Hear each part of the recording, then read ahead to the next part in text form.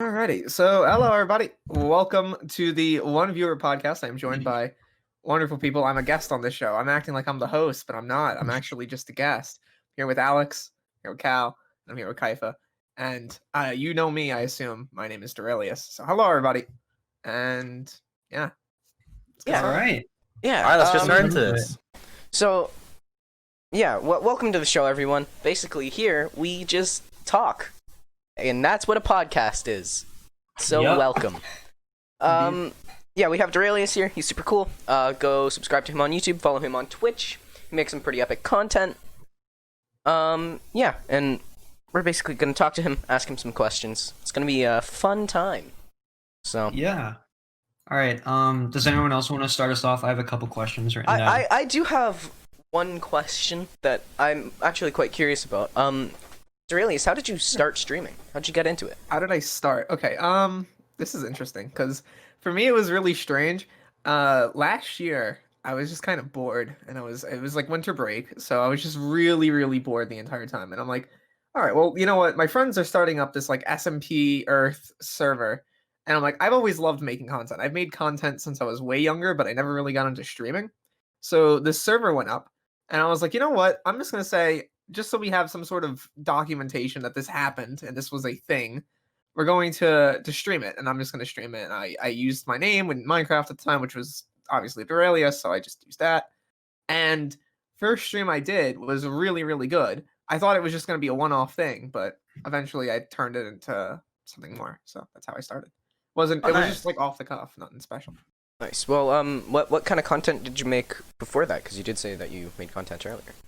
I've always been making sort of Minecraft content. I don't know. Back when I was like way younger, like 13, I would make like Rainbow Six Siege stuff, but I was never really good at Rainbow Six Siege, so it was just kind of boring and bad. So Interesting. I used to play Rainbow Six Siege too. It's just the community. It's really hard to it's really hard to make content through that. Yeah, because the community community just gatekeeps it. Yeah, that's true. Yeah. So Calvin, you want to go into your questions? Yeah, you have a few. How about you go? Alex already asked like half of my questions. Let's see. Who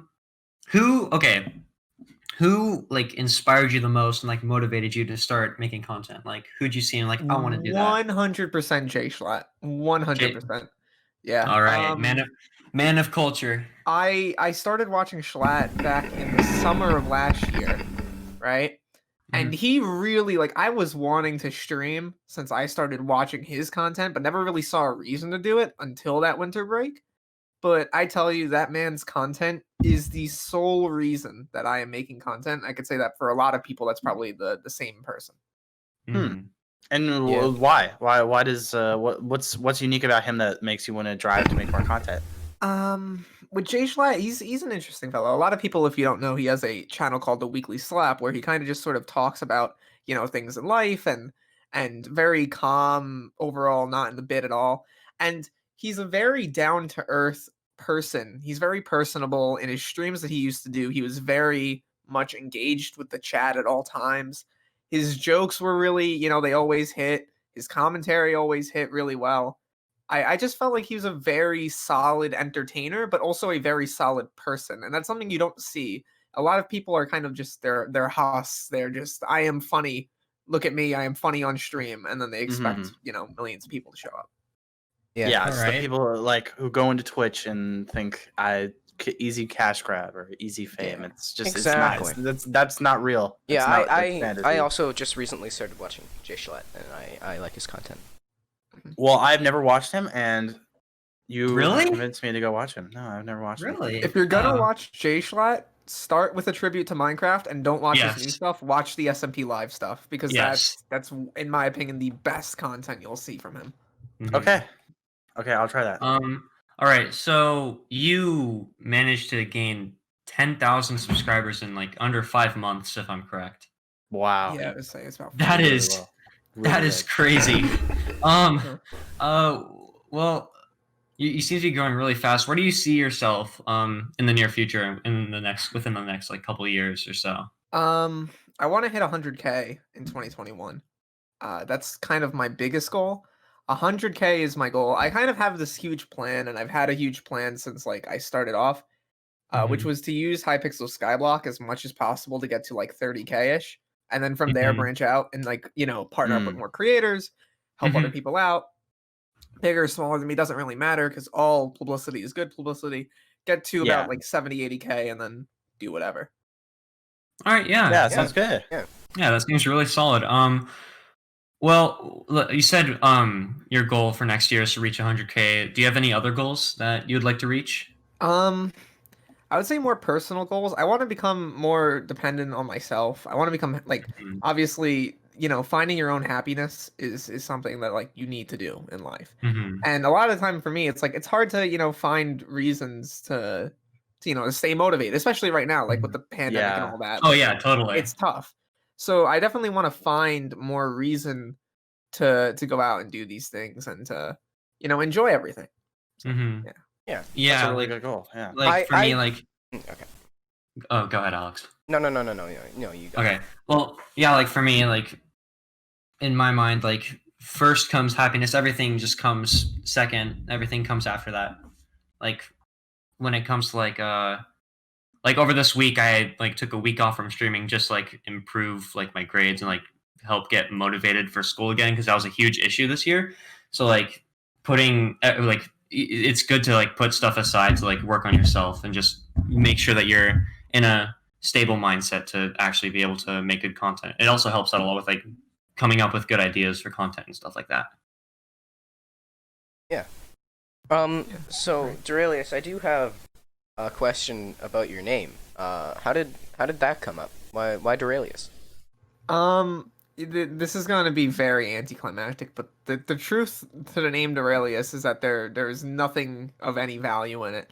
I just sort of was writing out possible names because when I was younger, I had a really stupid Minecraft name. You can name MC that if you want to see it. But I was just like, okay, well, I need something that isn't like a fourth grader's name. I need to actually. Oh God, he's looking it up. So I needed something that wasn't something like a fourth grader would think of because I made it in the fourth grade. So I had to think of something. And so I just started randomly typing. And I was like, what sounds good? Well, I like the suffix, Derailious, or I like the is at the end of it. I just had to think of something at the front. I was like, you know what? When I talk, I just completely ruin other people's conversations. I love doing that. That's funny as hell. So I'm gonna call myself Derailious, and then that's how the name came to be. For the sake of context, I guess his username before that was lolman1940. Listen, it happened. What can I say? It was bad. It was listen, fourth grade. You know what? I'm glad you changed it because way better than the usernames I had. Way better. Because I can tell you right now that I don't think you would be at 10,000 subscribers if you had the name lolman1940. I don't think I would be at 500. I don't think you'd be. It's nothing to be ashamed about. I had LG Refrigerator as my username for a while. That's funny. That's good though. I had like Oko Cloney, a bunch of numbers. I don't know. I had like Calvin Plays with like 3 Z's at the end. Like everyone goes through it. Like I had Pokemon Calvin. You had the X exclamation, like the X. Yeah, 2 X's in front and 2 X's in the back. Yeah, oh like Aqua Gamer and stuff like that. Aqua Gamer X. Yeah. Yeah. All right, so I was thinking I could ask some questions. So Derailious, Twitch came out with a new policy about the word simp and incel and stuff like that, and how you can't use it. And I just want to ask you, what are your thoughts on Twitch's new TOS and also Twitch's TOS in general, and how you think Twitch is treating small creators and big creators? Yeah, as someone whose 3 favorite insults are simp, incel, and virgin, I feel very personally attacked by that. So that's upsetting.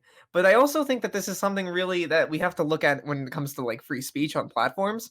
And I think that when you're running a platform of this size, you're going to have to deal with this, balance of, all right, how much do I limit free speech? How much do I prevent people from saying bad things? Like obviously slurs should not be said on the platform at all. Yeah. At all, I agree. But I think if you have a right to stream, you also have the right, at least slightly, as long as you're not going too far, to be a bit of an asshole. And that's what a lot of these characters on streams have been based off of. They're kind of just assholes to each other. So yeah, I think it's really hard to. I think it's really hard to be a big creator and trying to be family friendly as possible, because when you're reaching that big of an audience, most of your audience is not going to be. Well, okay, maybe for some exceptions, most of your audience is not going to be wanting, the the sugar coated, kind of Yeah. stream reality. Oh yeah, I know. Yeah, definitely. You kind of like have to fit within expectations that your viewers and your platform sets for you, instead of actually like wanting to be yourself.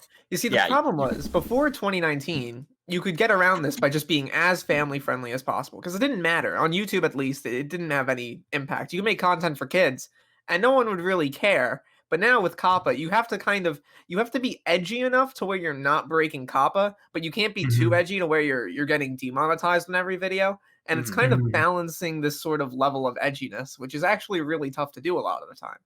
Yeah, it's like between like you have to stay within like a range between like as you said Jay Schlatt and like Filthy Frank, for example. Like you have to stay within those. Like too. Who are you making the content for though? Like with these restrictions, it's like you want to keep it family friendly, but you can't have kids watching.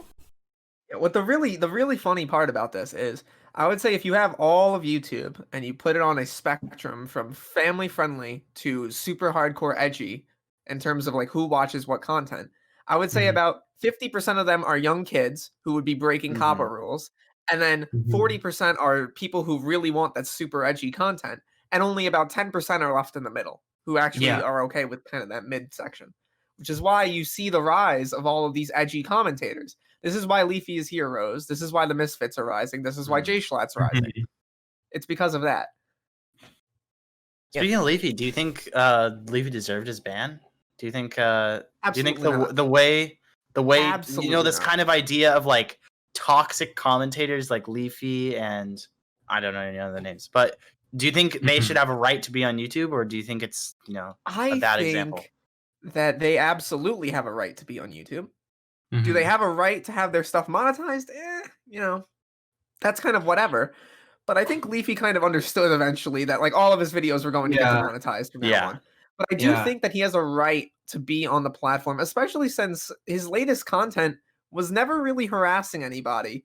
At least not like actually. It was just a bunch of like cash grabs. Like a lot of like he made 10 videos on Pokemon, and some of them are actually sometimes he actually went like the educational side, like talking about like stocks and market shares and all that kind of stuff. Yeah, he was talking so much about that. And that's really good stuff that people should learn, but we just don't get to see it because they banned them. When it comes to the Leafy situation, I did have like a sense of like he had it coming, but I don't think he deserved it. I feel like what he should have done was like plan ahead and like private all of his old videos. That could have probably saved his channel. Yeah. I don't know. I think Leafy was so attached to his old videos. I don't think it's really hard for a big streamer who's been streaming for so long, or like a big YouTuber who's been making videos so long, to just throw it all away. It's like it's like throwing away all your family pictures. It's like you're gonna have zero memory of them if they die one day. I think it's hard for big streamers and big YouTubers to just accept these horrible TOSs from YouTube and Twitch on the guidelines, and it's really hard because these big streamers are so used to doing what they do, and it's just automatically just switched like that, and they just have to go with it. Actually, staying on the whole TOS and rules topic, what are your thoughts on the whole the new law that's passing for DMCA, where streamers can get jail time for breaking? I don't think that's actually DMCA passing, rules. Which I'm very happy about. I don't think it actually is. It? It's I not? don't think it is going to pass, which is very good. Yeah. What I do think, and this is something that both parties are actually kind of fighting over right now, is the whole Section 230 thing. It definitely needs to be changed up a little bit because the current state of it kind of makes both parties upset and everybody's just sad. It limits free speech while also emboldening these big companies to come out with these terrible TOS things. And I think what you need to do is kind of limit it so that neither of those things happen. No one gets targeted and these TOS violations don't exist, which is a good thing in my opinion. If something like a DMCA for streamers playing copyrighted music or things like that happened, I would quit streaming 100% because I would see no platform as a safe location because that's a felony. Yeah. I think like the only safe really place to go that's like you can still get away with stuff that's banned on YouTube and Twitch is Facebook, and no one wants to go to Facebook. Yeah. I think I think there's a lot of people trying on Facebook, but no one wants to go to. The layouts are bad. The platform is bad. I think the audience is just so different from YouTube and Twitch that you have to switch your whole mindset when it comes to content creating. I think that's kind of messing up. It's. I think it's just defying the amendments. Like I think freedom of speech, you have the right to talk about what you want. I don't think just because it's the company owns the website, you should be blocked from doing it. I mean, I don't know. That's just my take on it. Mm-hmm. Let's go on to do we have anything else to talk about? Oh no, if we already ran out of content. Oh no. Oh god damn. How about we talk about how big streamers are getting bigger and small streamers are staying small? What are your takes on that? And what do you take from YouTube's algorithm and Twitch's algorithm on helping big streamers and not helping small streamers? Okay, I have a very unpopular opinion on this, but I'm going to say right now it has never been easier to blow up on YouTube. It is harder than ever to blow up on Twitch, but it is easier than ever to blow up on YouTube. And that's because so many people claim to know the algorithm, but no one actually knows the algorithm. You just have to work with what other people are doing.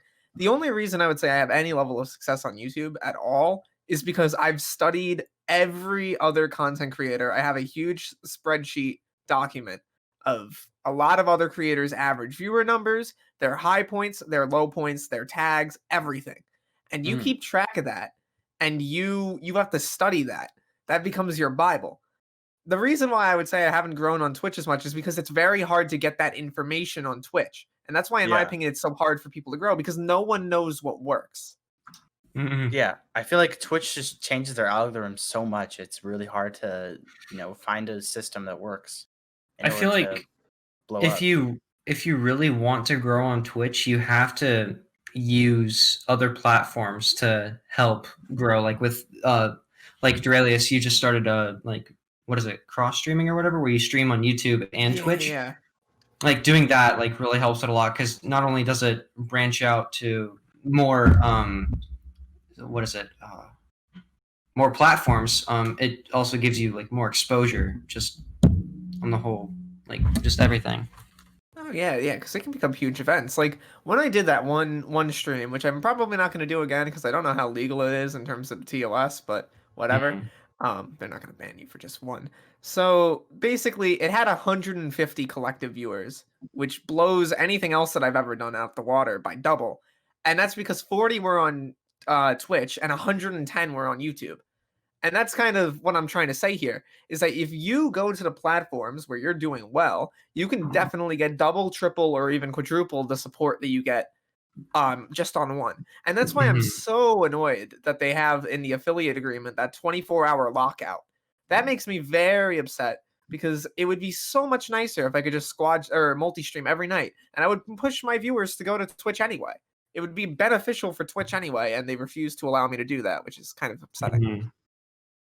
Yeah, I think Twitch is really against expanding your brand on different platforms, like especially with multi-streaming on YouTube or making content on other platforms. Twitch really hates that. They want to lock in your brand and make sure that you only grow on Twitch. And on top of that, it's hard to grow on Twitch. It's like you're stuck under a waterfall and you can't you're trying to swim up a waterfall basically, and Twitch is just pouring water down on you. I tell you right now, if YouTube had the same level of integration for live streams, if they had things like Amazon Prime subs, I would 100% swap to YouTube only. Yeah, 100%. if they had the chat system Twitch had, or the types of game collaborations or game integrations into Twitch, I would 100% go to YouTube too. I think YouTube has a really bad layout when it comes to live streaming. The good news is they are starting to fix it, which is probably really worrying Twitch.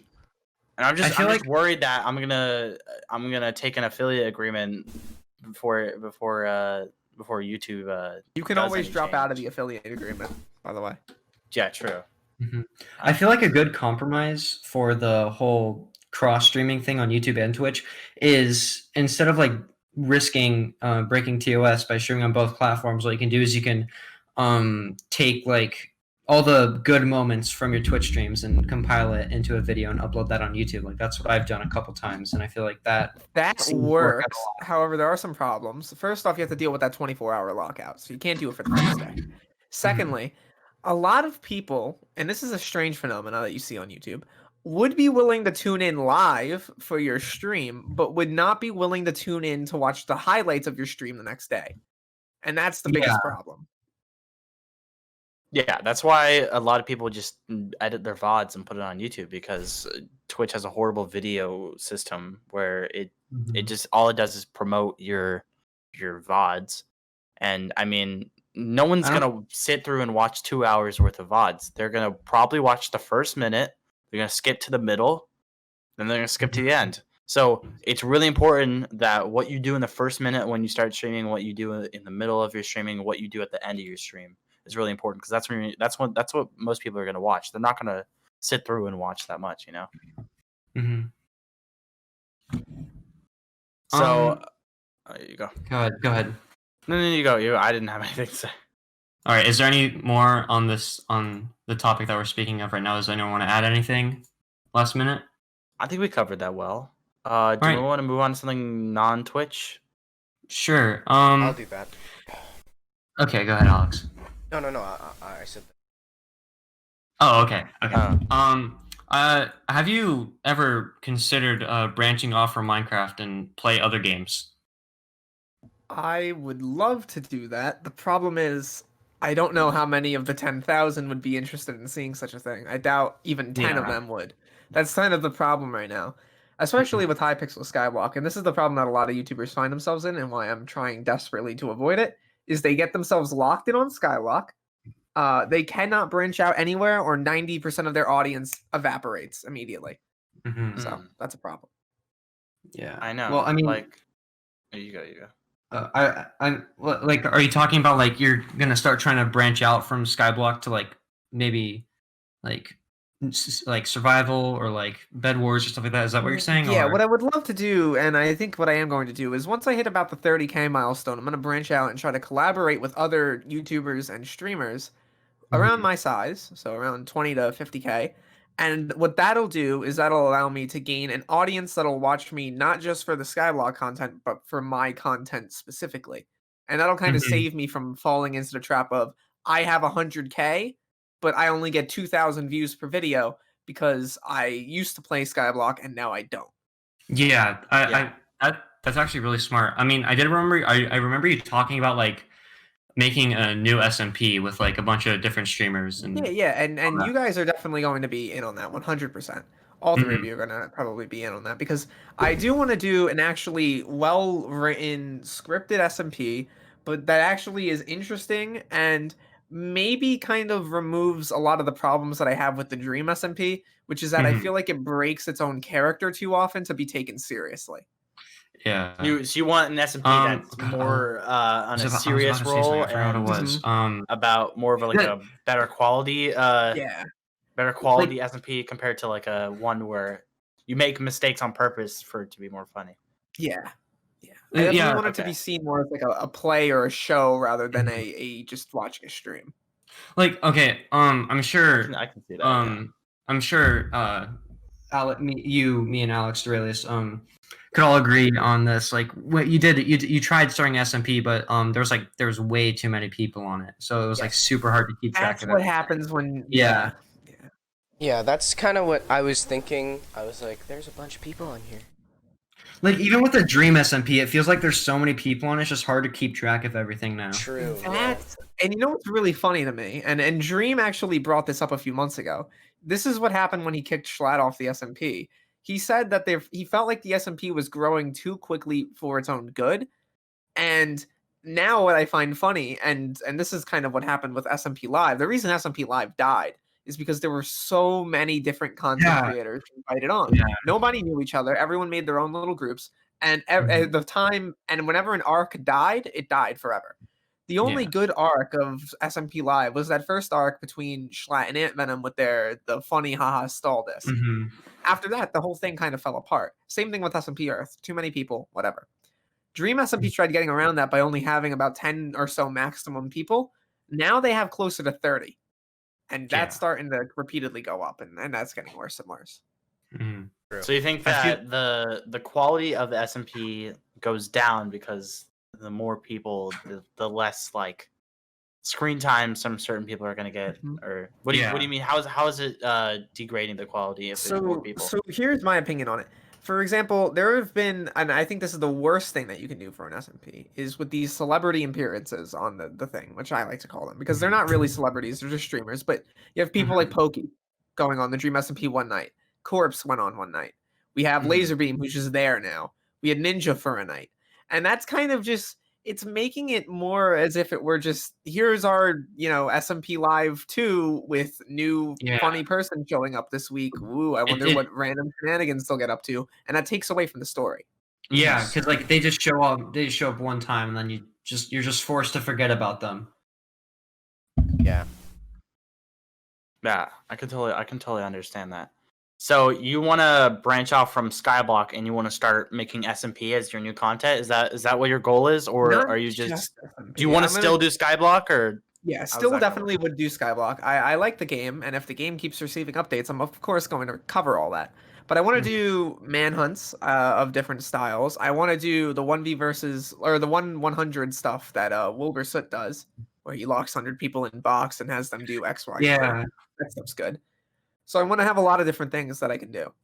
I feel like, well, for me at least, like the moment that I'll know that I succeeded when it comes to streaming or YouTube is when I have a consistent amount of viewers and people who want to watch everything that I do, not just one specific thing, like you said, with the whole getting locked into Skyblock thing. I feel like that's the moment that I'll know succeed is when I have different groups of viewers that all want to watch what I do each time instead of just one specific thing.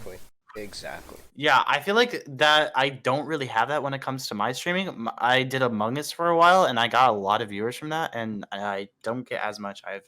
Haven't done Among Us in a while, so I might go back to Among Us to try and boost my viewership, or I might just do what I like and stay with that. I don't know, like Definitely do what you like, because I promise you right now, Among Us is a dying trend. I know it's a dying trend, but it's a really easy way to grow a community, and you can interact with a lot of your followers really easily on Among Us. You can just give them the code, and they can join the game no matter what device they're on. And I think that's a really good thing about Among Us. You can't do that on Minecraft. You can't do that on, other big games.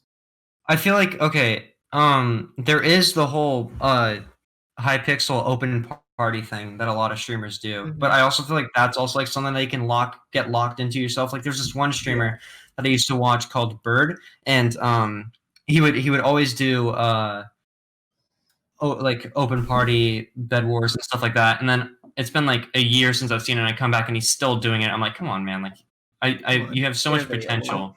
Yeah. Yeah. Yeah, that's the thing with me. Like, I feel like my viewers, I don't know what they want.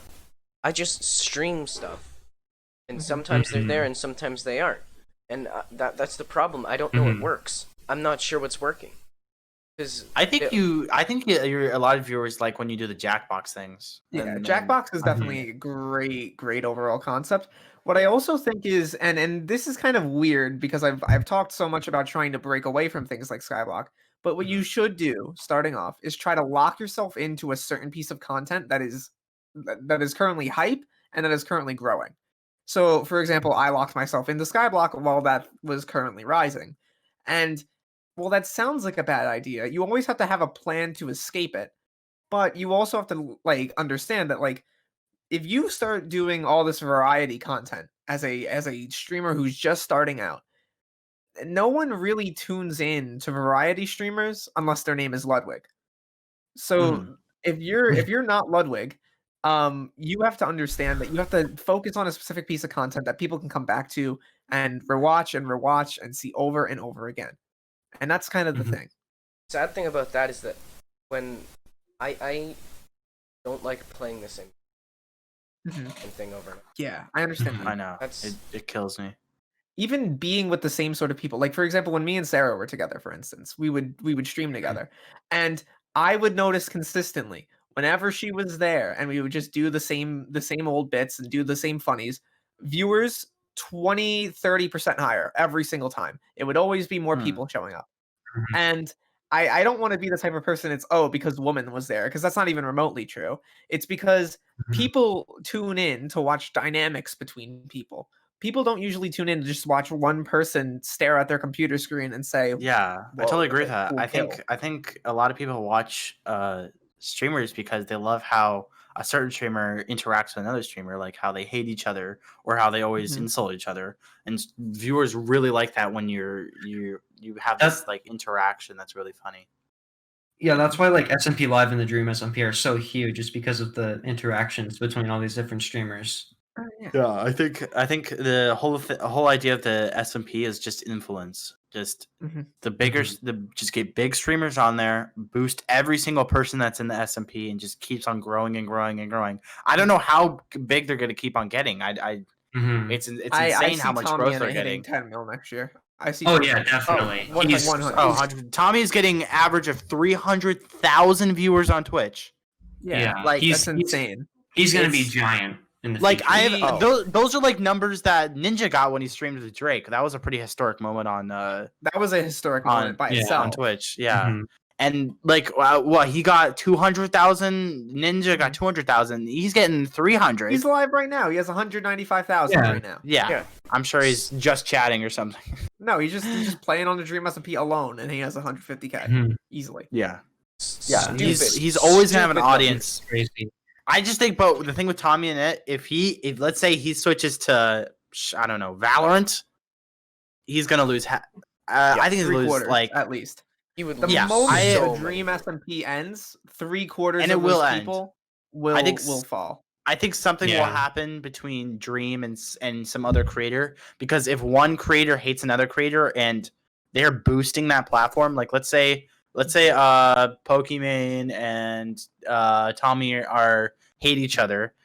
They both are incredible boosters for the Dream SMP, and if they're like, Dream, I can't be on this SMP with Tommy. It's too much. I'm gonna quit. You're gonna lose influence, and then when that happens, the viewers don't like that argument anymore. They don't want They want the connection with the two streamers. They don't want the single character. So I think that's a problem with the Dream SSP, is the more people you have, the more the weaker the chain gets, basically. Yeah. Mhm. I think the Dream SMP in reality could probably knock off half of its people and lose literally nothing in value. Mhm. And, I think and some of these are people close to the story.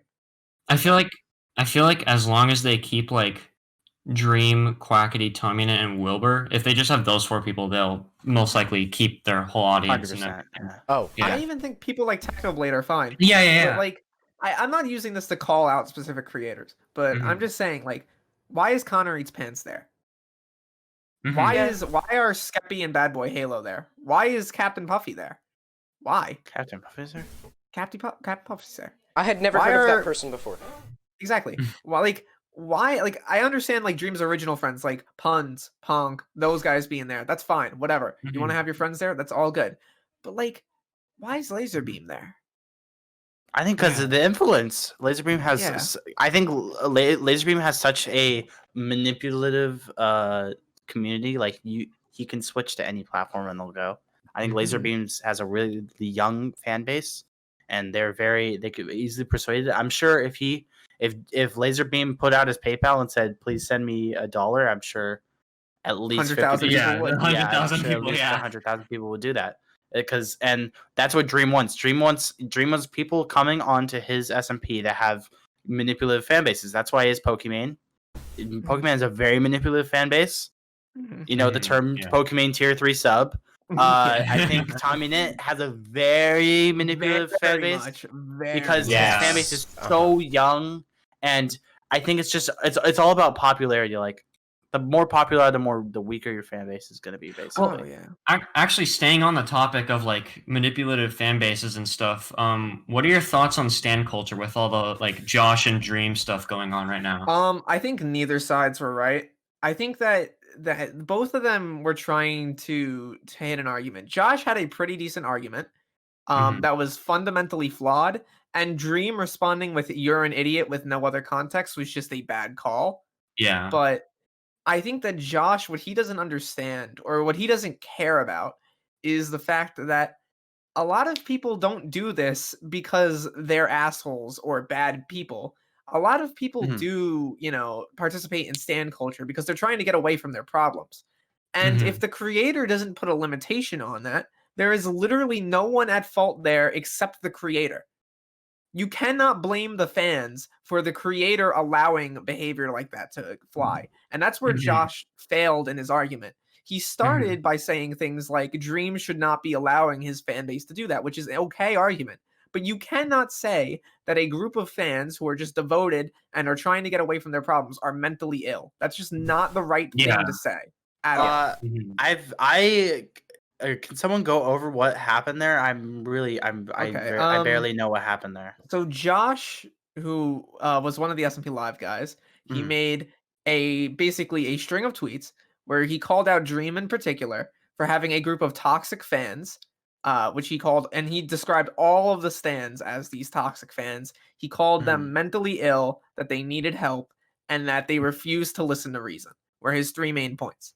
Mhm. And Dream responded to that instead of with an actual argument with just the three words, "You're an idiot," which Oh, kind I think I've of seen that tweet. and then that kind of caused a Twitter war for the next like 8 hours where Mhm. Hugbox was saying some things like he's the king of the world or something like that. I don't know what happened. Yeah, Point is, Hugbox. I feel like he was just trolling that whole mhm, time. mhm. Yeah. Like, Yeah, continue. My bad. the thing about with the content creators is like once you're gigantic, it's they're relying on you to constantly make really good content, and once if you slip up, once or twice, they're gonna switch on to the person who's making constantly good content. It's all Mhm. about you have to keep on making good content, or you're never gonna make it, I feel and like. Hold, that's hold the on. harsh reality. I feel like I interrupted you there, Derailious. If I did, my bad. You can continue if you want with what No, you're saying. absolutely not. No, you didn't. Okay. Um, I actually I have a question now. Have you ever ran into a stan of your own? Like, I would argue that, and I'm gonna call her out by name because I don't think really they care that much. But Queen Rowdy, who's probably watched my streams for like the last year, basically, I would say is a Derailious stan. But I've like talked to them before, and they're at this point I'd probably consider them one of my best friends. So I don't really think that I can use that term in that context. I don't really think I have Mhm. stans per se. I don't have people Mhm. that care that much about my content. I just have enthusiastic fans. I don't have anyone to the Yeah, point where that's like great. they're making fan Mhm. cams and like changing their profile picture to Yeah. be me or anything like that. Yeah. So yeah. Yeah, I think when you have when the day if someone makes your profile picture their profile picture, I think that's a Mhm, sign that you've gone big. mhm. Mhm. Yeah, And I 100%. think a really good on making content is that you wanna have this character of someone that someone can look up to. Like you want to look like the responsible person. You want to Mhm. look like the person who knows what they're doing because like Leafy is here and problematic content creators who make toxic stuff, they don't have 100 million on YouTube like PewDiePie is a great example of someone who's like a role model and knows what they're doing and Mhm. and people look up to him. And I think that's the best way to blow yourself up is if you got to make people look up to you, and you don't want to be their equal. You kind of want to be like their I don't, I don't know what to say, but I'm just saying you have to step up in order to become more popular. Yeah. I would Mhm. definitely say there is a place though for certain content creators who see themselves as your equal to shine. And I think Schlatt is Hmm. definitely a great example of that. I Mhm. would even argue that people like Tommy do a great job of that because Tommy, at the fundamental core of his character, is I'm just a kid. And I think that's a great overall fundamental character trait to have because it makes him automatically relate to literally everyone in Yes. his audience. Yeah. That's why Tommy is so popular, is because he's doing the role model character, but he's doing it in a way where the kids don't realize it. Yeah. I think if he's similar in age to you, you think he's your equal, but he's really not. I think that's the same. I Like think that I if didn't. I Tommy don't were mean. 20, he would not Yeah. have any popularity. I think what I meant by stepping up and being the role model, I didn't mean that you have to have power over, your fans and that you can't be their equal. I mean that you are their equal, but you always have to be more responsible than your fans. You never want to have fans that are more responsible than you. That's a bad sign. I think Dream is a great example of a content creator though that has definitely taken sort of a power over his fans. 100%. He is a very Dream is a very intelligent individual. He's a very smart person. You listen to his old content where he was talking about chugging numbers for other YouTubers for years, knowing literally all the ins and outs of the platform. Like he knows what he's doing. And that's really big. To know what you're doing is insane. Yeah, that's totally true. I think if you know the system, you can break the system really. I think Dream's a very good manipulator. I think he knows how to control fan bases. I think he's able to adapt to his fan bases. I think the point when you get such a big fan base that they're from different areas, like they're not all just from Minecraft. They're also from, different games and different people and different types of fans. And he's very good at taking all of them and making them feel like they're related to Dream or making them feel like they're related to Tommy and it. And he's a very good manipulator. He's really good at making these sort of characters for the SMP and his group that, it almost seems fake. I think he's very good at manipulating.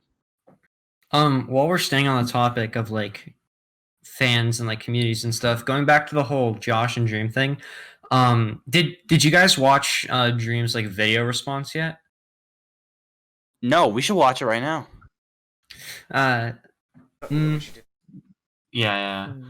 We can watch it after, but like he brought up like a really good point about him like defending his stands. Like when it like there's like, let's say like football, like they're like football fans are like extremely devoted, and we were completely fine with that. But now that it's with like YouTubers and all that kind of stuff, now it's bad. Like that's one thing that I don't understand. I do think that I like that argument, but there's also a flaw with that argument, and here's my flaw with it: is that never, and I don't think anyone has ever done this before, but I don't think we've ever seen something like a George and Dream gay 1 hour compilation for two football players. This is because football players are not as close to their audience as YouTubers and streamers are. And I think that fundamentally, very accurate. You cannot compare the two. There is a difference between making your profile a football player who you'll never meet, listen to, or talk to in your life, and making it a YouTuber who you listen to every day, watch every day, and constantly have this exposure to for hours upon hours a day. And there's also a difference between these football players, just having fans and what stands do with the fan cams and the fan fiction and all of that. So there is a bit of a difference there.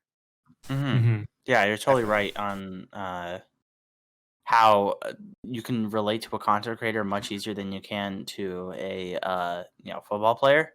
And I think Dream understands that, and he wants to try and be relatable as possible to his fan base while not. Dream doesn't give a shit about his fans. He does not care at all. I'm sure if I'm sure he doesn't care at all. I'm sure Tommy and Ed doesn't care at all. I think they're just putting on the show to have more fan bases, and I think it's just that's how it works. And I think I think they know that some level of care. I think that I like to assume the best in people, and that like there's always at least some level of care. I mean, I used to watch Tommy and its old content when he used to have 20 viewers. He used to read out every donation and do the same things that I do and all that. Yeah, I think every beginning content creator does that. I'm just saying when it comes to the point where you're so cocky about your fan base that you think you have the power over everything, it becomes problematic. Well, like going back to the whole like watching people when they were like 20 viewers when they had like 20 viewers compared to now, like you can't really blame them for not being involved with the community because it's so hard for them to keep track of it when it gets that big. Very, very true. If I had 100 primes to read a minute, I would probably not be able to do it. Yeah, that is true. But I think there's a difference between not being able to read your donations and basically treating your fans like crap because you think that they'll like really you no matter what. Like crap though? Are they really? I don't think they're treating I not necessarily think they're treating them like crap. I just think that he doesn't treat them like an equal anymore. I think I he's very persistent with power. One thing that I have a problem with that Tommy and the Dream SMP in general does is this idea that like they'll ring a bell and you got a prime. Like it's kind of like being treated like an animal ringing for food. Mm-hmm. Yeah, like, I know. They basically they expect the same thing over and over again, and the fans are just going with it.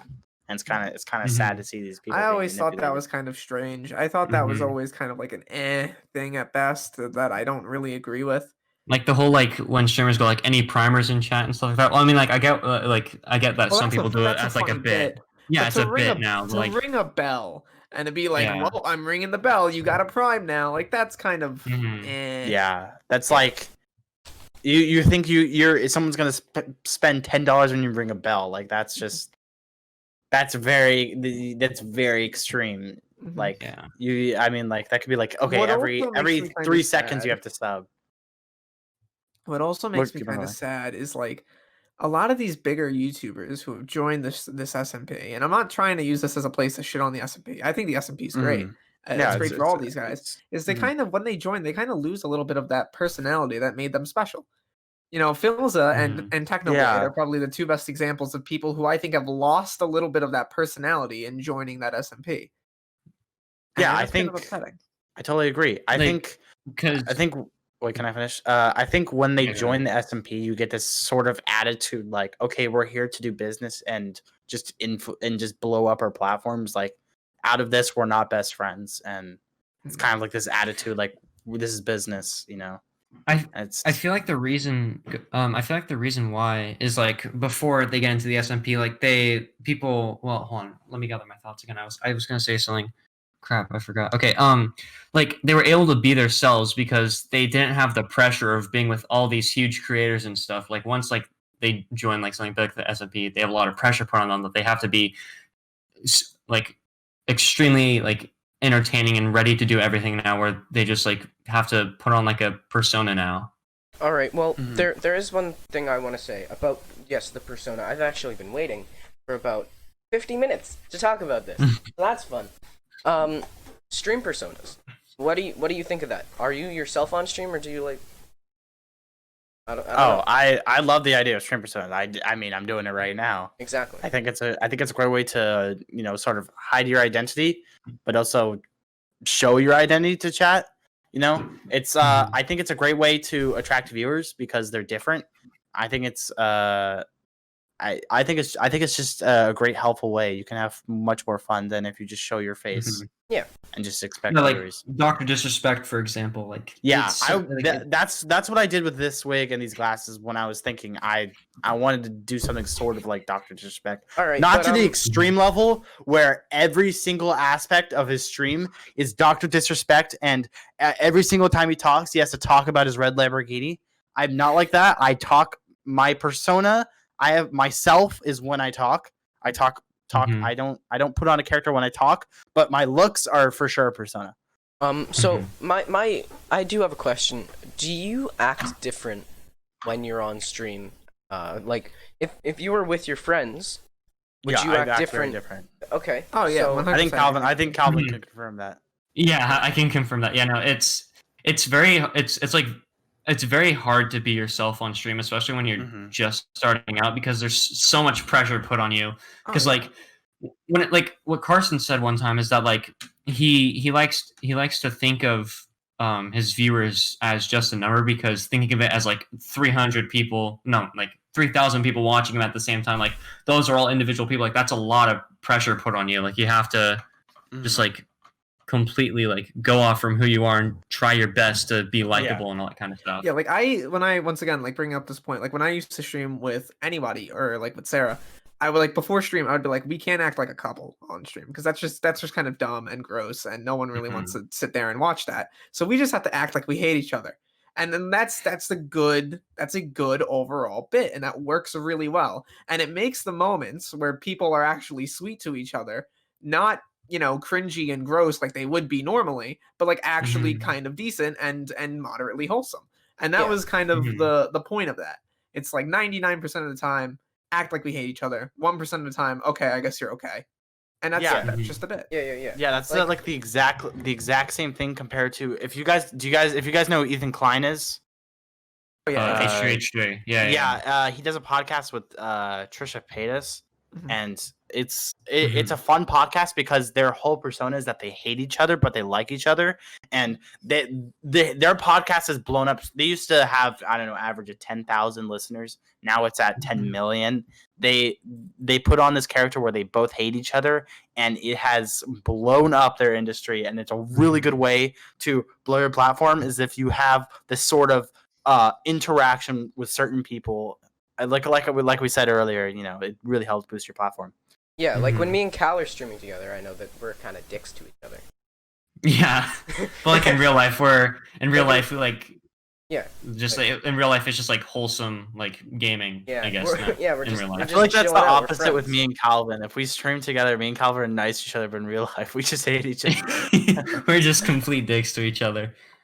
Yeah, I mean, not all the time, but like not all the time. But the way I stream, how I see it person. is when I stream, I am kind of a dick. I'm like a just I'm a different person. I'm a dick in real life, but not that much of a dick. Like I'll be loud and annoying and stream, but that's only because that's kind of how I don't think you do it as much as you think. No. Yeah. I think Thank you. it's more of like a subtle like, what is this energy in this room? The shift from like out of stream and going into stream is noticeable when it comes to anyone, but it's when it comes to you, it's like not like over the top. It's like just the right amount of because I think you do a really good job of putting your own personality that you have in real life into stream. I think you do a really good job of taking your personality and just keeping the same exact thing on stream for 5 hours a day, which is crazy. I would never be able to do that. Thanks. 5 hours a day is insane. I would not even be able to think of that. I could barely do it 2 hours a day. Yeah, I know. Once I hit like 1 hour 30 minutes, I'm like, okay, maybe I want to go. I'm tired. I want to go to the bathroom. Yeah. I just streamed for 2 hours. I'm gonna go for like another 6-hour stream after this. Oh my god, you're insane, dude. I really enjoy it. That's what I feel like. I really enjoy streaming, and I could stream for as long as I like, forever. Honestly, like as long as I've got like a bathroom break, I could just sit at this computer, talk to chat. Yeah, but do you think it's worth it streaming for that long? Does it really boost your platform that much, or do you think it's better to streaming for 6 hours? Well, when it streaming for me, when it comes to go ahead. No, you go. Okay. Well, when it comes to timing, I don't really think of like. I know that like at certain points like my viewers are gonna drop. Like I can barely hold up 3 viewers sometimes. But like with I just when it comes to long streams, it's less of me doing it for viewers. It's more of just me doing it because I think it's fun when it comes to my long streams. Exactly. That's exactly what you want to have that mindset when you're coming into Twitch. You don't want to have the mindset like, oh, easy cash grab. I'm gonna make $100 off each stream. That's not how it works. You have to. You're not gonna blow up instantly. That's not how it works. It's probably actually the opposite. If you want to get big, you have to want to do what you're gonna do.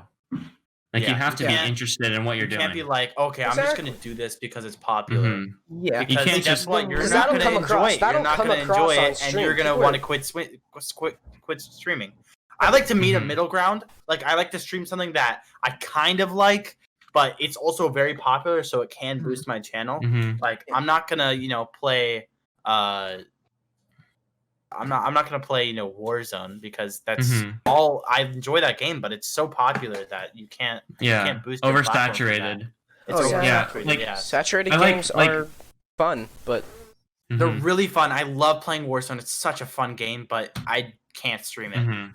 Like it's like for talking me, to like yourself for 5 hours. It's really like hard. when it comes to like streaming what I want, like I started a Half-Life 2 playthrough because I've never played it and it really interests me. Like I'm doing that, but like I'm not just gonna play Fortnite hours on end and just become like a complete cracked zombie, like full version mode, just like building all the time on that game. I think it's like, a really good idea to do games that are original that no one really plays. I think that Mhm. can That's help your what I platform. did on Minecraft with Monumenta.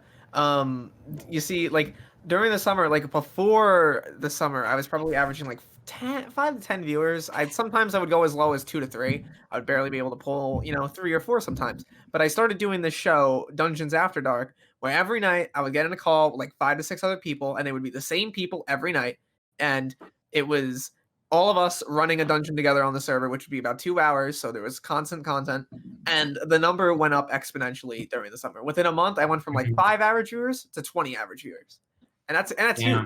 So stuff like that works 100%. Yeah, I think we should plan something where a bunch of content creators like get together. And I mean, that's what we have Streamer Sundays for. I know. Exactly. This is different from Streamer Sunday because we're always switching platforms with that, and I think it'd be easier if we stuck to one game and did one thing in that. We constantly did that, and that would help just boost our platform. Exactly what Derailious was saying with the dungeon thing. Well, you just reminded me. Rainbow Donkey is actually trying to start like a Dungeons and Dragons thing between a couple different streamers. Yeah, that'd be dope, and I'd be. I used to play Dungeons. Really? Okay, I'll let him know. I'll let him know. Yeah, like, let Rainbow Donkey know. I used to play Dungeons and Dragons. So like I've only played it once. I know nothing about it. I play it, but playing it every week. Yes, like that's a lot to do. I used to do that. I used to have a friend group I would do Dungeons and Dragons with, and I couldn't do it anymore because the dungeon master is this guy. He was like, we have to. He was always sticking by the rules.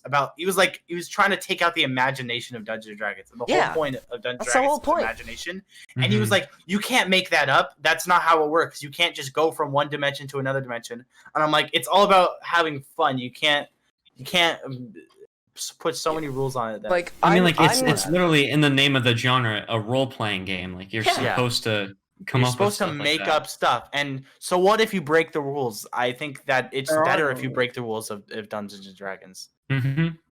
And he was making it so there was rules, and I'm like, okay, I'm leaving this. I'm not doing this. I did a campaign with my friends over probably a little before the summer, probably during the spring.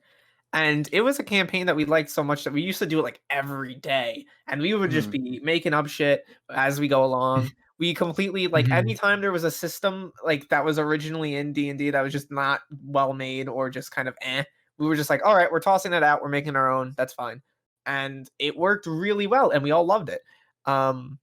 And yeah, that's what you have to do with that sort of thing. You have to find a reason to love it. You can't be a stickler for the rules because in reality, for something like Dungeons and Dragons, there are no rules. The rules are whatever you pick up. Exactly. Yeah. Yeah. I think the same thing with the S&P. It's like if the more creativity and the more rule breaking things you do, the more fun it's going to be. Because the ideas of switching a total different story mid S&P is totally that's not a good make idea. it more popular. Don't do that. Like okay, don't do that. What? Yeah. Well, why not do that? Story? I don't know. Sorry. I'm just saying the more creative you are, the more the more intriguing it's gonna be. Sorry, I'm listening. All right. Well, Derailious, you brought up like Monumenta and stuff, and you're making your own MMO server. Would you like to tell us a bit more about that? Yeah, it's kind of just going to be a more casual overall divide between things like Monumenta and things like Skyblock. I don't want it. I want it to be more hardcore than Skyblock, but more chill than Monumenta. I kind of just wanted it to be a place where people can go and chill out and have a good time. Yeah, it's not going to be taken too seriously. I don't expect it to be out this year, sadly, because a lot of stuff happened. I've been out of commission probably for the last month, kind of just dealing with shit. So I wasn't really able to finish it up like I wanted to. But early next year, I want to get, stuff working on it again. Tomorrow, I'm going to actually be in a big chat talking about another big project that will be way larger than that. And this is like a very professional overall thing. And I'm very happy to say that I'll probably be able to give information on that probably by February. All right, yeah, Nice, nice. I'll be looking forward to that. Yeah.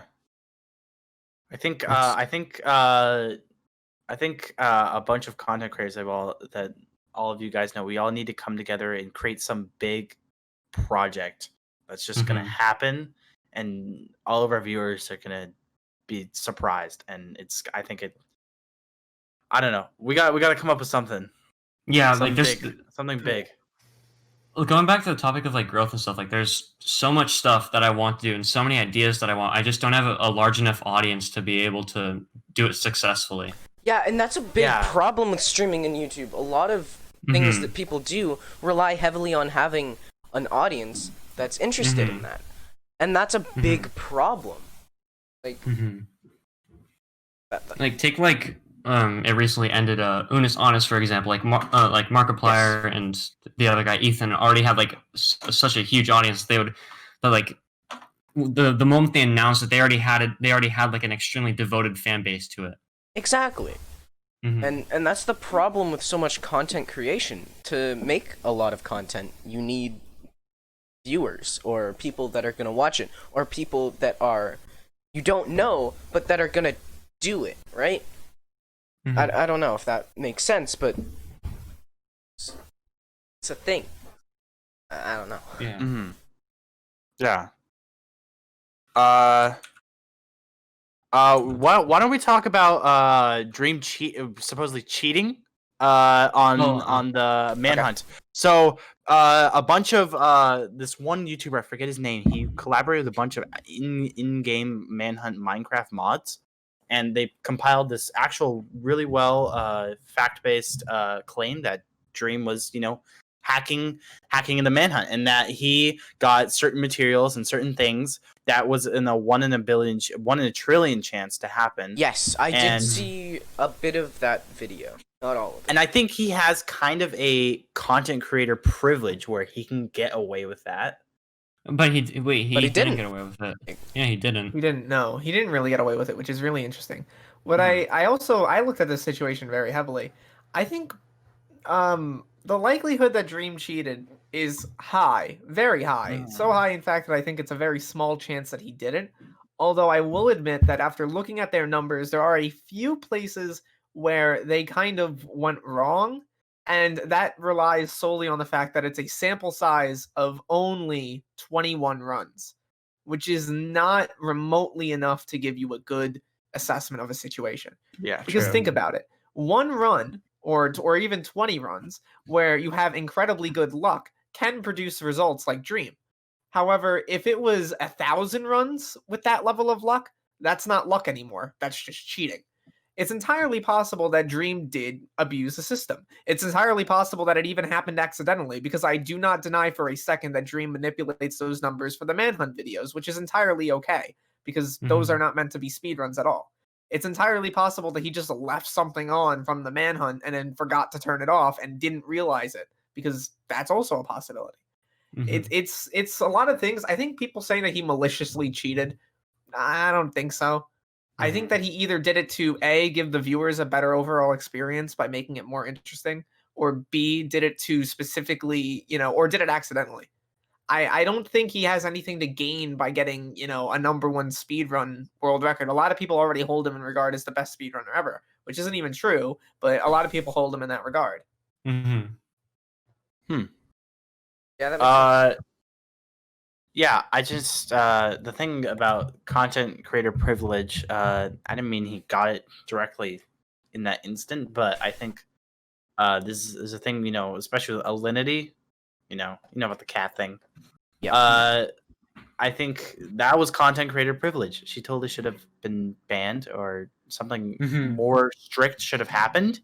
I mean, that was clear animal abuse, and there's been several occasions with that. Oh, yeah, yes. and there was more than one. There was animal abuse, and I think that's content creator privilege. Is that the platform doesn't want to leave because they're boosting. I do feel like there is like streamer privilege when it comes to stuff like that, but I feel like it's a lot smaller than people actually think it is. Yeah, because Dr. Disrespect didn't get streamer privilege when he got banned off Twitch. I mean, I don't think there's as much streamer privilege as people think there is, but it's definitely there. Definitely. Yeah, it's definitely there. Mm-hmm. I think when you have such a big fan base that there's more Pokimane fans than there are, Twitch moderators or, Twitch Staff. not Twitch mods, the people, who ban people off Twitch for, TOS. And I think when you have that strong. Speaking of that, let's talk about cancel culture. Let's talk about like why it's so big and why is it big now and why cancel culture has gotten so big now. It's reached so many platforms and different types of content creators, not just content creators, but influencers as well. Like why is it so big now? What's going on? I don't feel like people should be canceled for mistakes that they made in the past because it was a completely different time back then. Yeah, I think what was accepted 10 years ago is much different than what's accepted now. Mm-hmm. Yeah, and I think cancel culture doesn't put that into their minds when they think about canceling someone. If we talk about canceling Charlie D'Amelio for wanting 100 million followers or being disgusted by a snail, I think that was the most the one of the most extreme versions of cancel culture. I think just the idea of these people feeling a part of doing something right even though they're not, like we just canceled this guy off here for being racist. I feel like I did something. I want more. They want so much of that they'll go on to cancel people who don't even deserve to be canceled, Mm-hmm. yeah. Well, what are your thoughts about this, Derailious, about the whole cancel culture thing and I everything? think cancel culture is not good inherently. I think that it's a bad system. I think it doesn't help people get the help that they need if they actually are doing bad acts. And I think that it just sort of polices or over polices things that in reality aren't actually that terrible. I think that it just creates this sort of idea that like everything is held to this like super high standard. And streamers and YouTubers are already held to this like very insanely high standard to begin with. And to put cancel culture on top of that, that's kind of, it's not a good feeling. Mm-hmm. I know. I think cancel culture integrating with content creating is a really bad idea. I think cancel culture is great for political figures and doing certain stuff like that, but when it comes to a content creator, doing look, content creators, we're content creators. I'm saying this because usually most content creators aren't the brightest when it comes to saying what should be said. When it comes to being in the past, and I think I'm sure a bunch of big streamers have always said something bad, and I think when that's mixed with cancel culture, it becomes a deadly poison because they'll find anything to cancel. And when it comes to content creating, everything is saved to a VOD or a video. You can always find it, and that's a problem with content creators. Yeah. Well, guys, I think that we should probably start wrapping up here. We hit unless anybody has anything 1 hour mark, so very important to say. Yeah. Is there anything you want to say, Derailious? Like any announcements or all good? All right. All right. Yeah. All right. Well, before we end up, Derailious, where can we find you? Yeah, you can find me pretty much everywhere. If you look up Derailious, you can find me on YouTube, just youtube.com/Derailious, twitch.tv/Derailious, all that stuff. Twitter, same thing. Yeah, basically everywhere. How about you, Kyfa? Where can we find you? I don't post anything on YouTube, but you can find me on YouTube if you go to my Twitch. I do have my links in my profile picture. I mostly stream on Twitch a lot. You can come find me on Twitch at kyfa is here. And yeah, join my Discord. I need more members. It's a great way to connect with the community, and that's all. Appreciate it. All right. How about you, Cal? Where can we find you? The privilege to have Derailious on the podcast. So yeah. You can find me twitch.tv/CalFernie, and if you look up CFernie on YouTube, you should be able to find me there too. Everyone's links are going to be in the description, so if you are too lazy to type stuff in, just go down there. I also want to thank Derailious for coming on, and I'm very glad that we had this episode. Yeah, I feel like I learned a lot about you, and and you're like a lot smarter than I thought you were. Yeah. And I'm convinced that you're gonna make it not like in an offensive way, not in an offensive way. No. I still thought you were smart before. But I do think I am convinced that you're going to make it so far past 100K next year. Oh yes, definitely. Yeah, you're going to get a lot bigger than 100K next year. You're going far, man. 100%. Yeah. All right. And well, we have the privilege of having you at the point where where you're not big, so you can't. So I mean, like if we were trying to get you on a podcast at 100K, it might have not happened. Yeah, probably would have. I like you guys. You guys are all cool. So thank you. Remember us when you're. Remember this moment when you're famous. 100%. Clip, guys. Somebody watching the YouTube, watching or listening, please clip that somehow. I don't know. Just do it. Clip it and send it back to me. Yeah, do that. Guys, also follow me on Twitch, twitch.tv/Alex_Cutlery, and then YouTube, Instagram, Twitter, all that stuff. Thanks for watching. Thanks for coming, Derailious. This was a lot of fun. We're gonna need to do this again when you're even bigger. Definitely.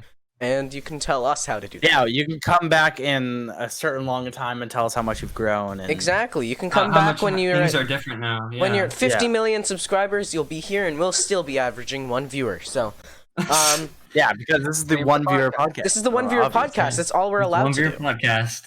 All right. Thanks for listening. Thanks for listening. We will see you soon. Bye. Yeah. All right. Bye. Bye.